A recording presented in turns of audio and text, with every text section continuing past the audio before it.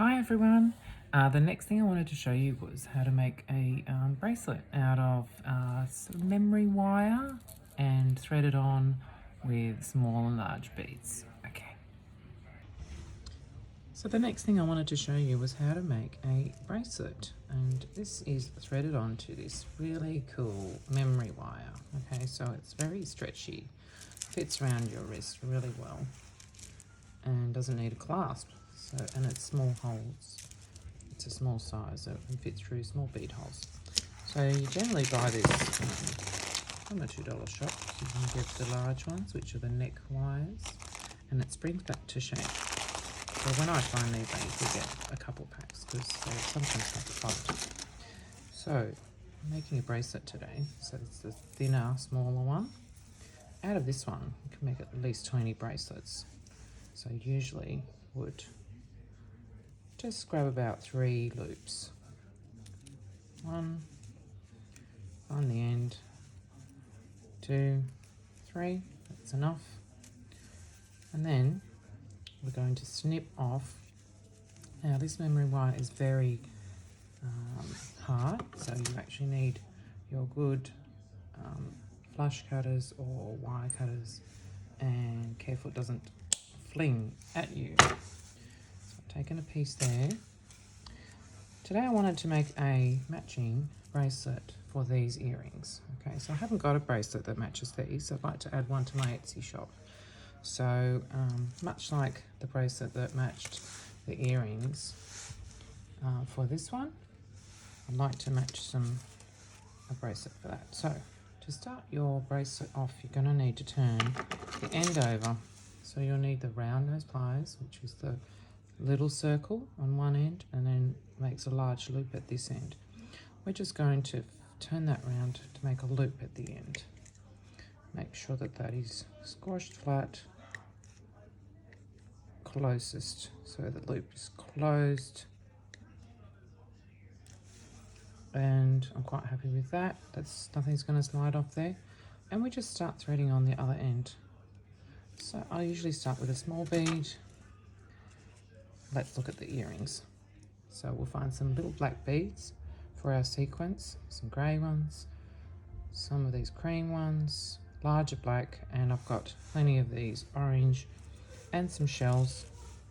So we'll find an interesting sequence and I'll start threading that up.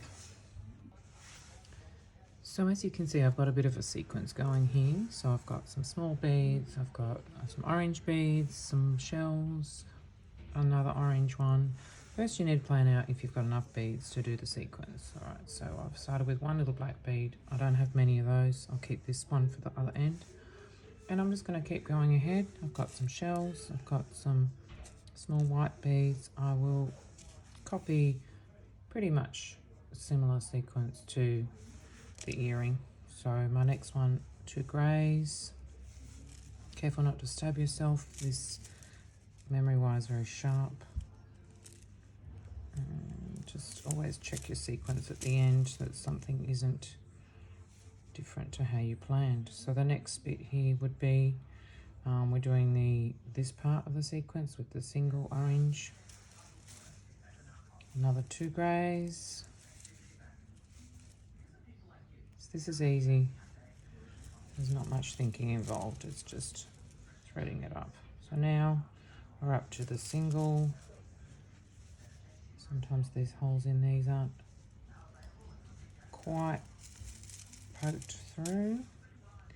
Then we have 2 more greys.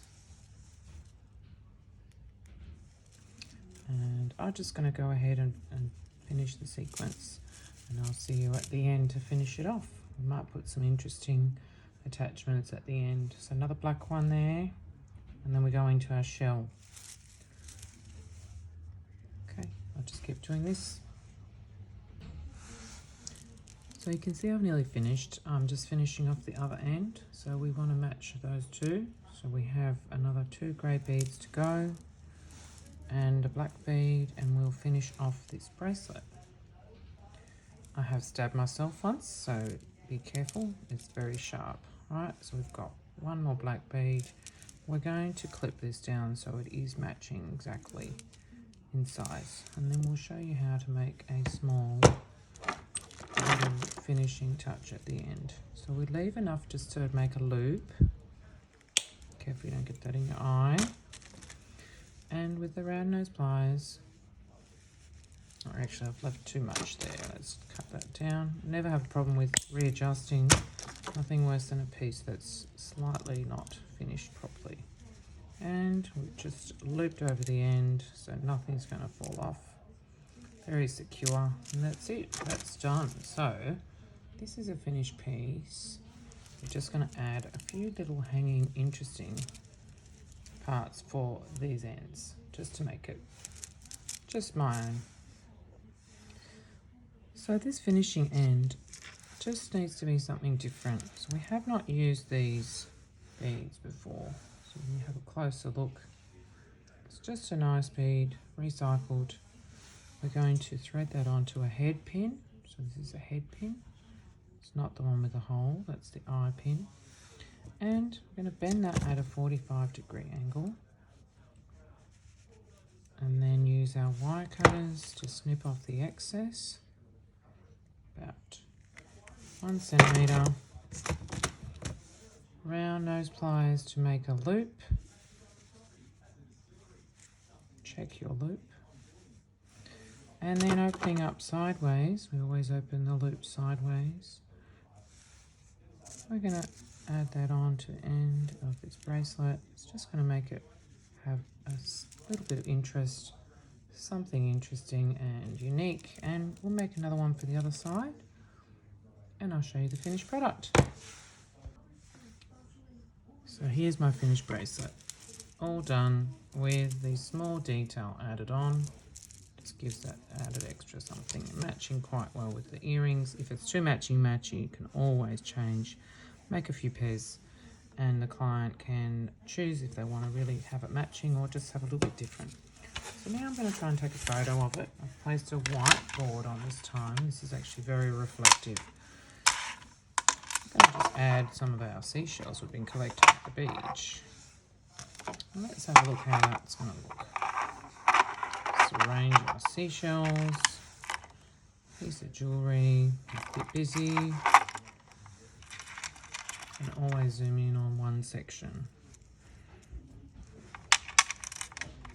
And I'm just going to take a photo on iPhone, zoom in, perhaps move that whole arrangement around, and take another photo. Usually I'd move my usually I would move my camera position, however my camera is in the tripod at the moment, so I will crop that later. Quite pleased with that. If you just want to have just one simple one with just the jewellery. For Etsy, I usually include a couple of several photos. The reflection's too much, so we'll try and just crop that out at the side, and I'll cut that into a square photo.